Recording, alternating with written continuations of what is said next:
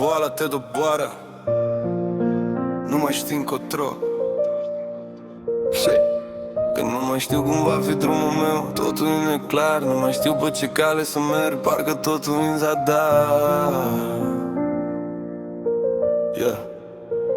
Că nu mai știu cum va fi drumul meu, totul e neclar. Nu mai știu pe ce cale să merg, parcă totul e în zadar.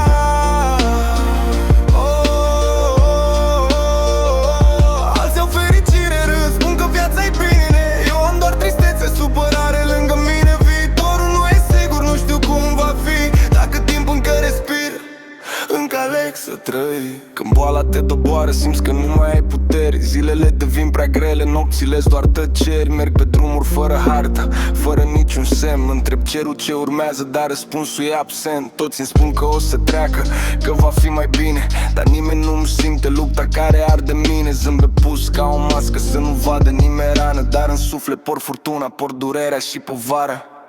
Că nu mai știu cum va fi drumul meu, totul e neclar. Nu mai știu pe ce cale să merg, parcă totul e în zadar.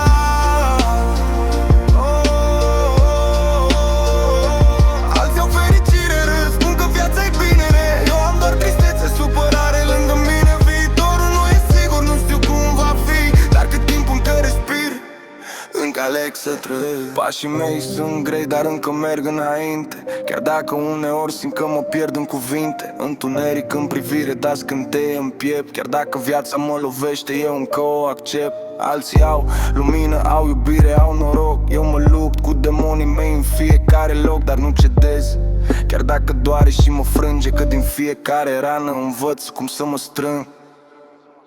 Că nu mai știu cum va fi drumul meu, totul e neclar. Nu mai știu pe ce cale să merg, parcă totul e în zadar.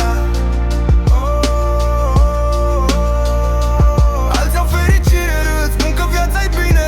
Eu am doar tristețe, supărare lângă mine. Viitorul nu e sigur, nu știu cum va fi, dar cât timp încă respir, încă aleg să trăiesc.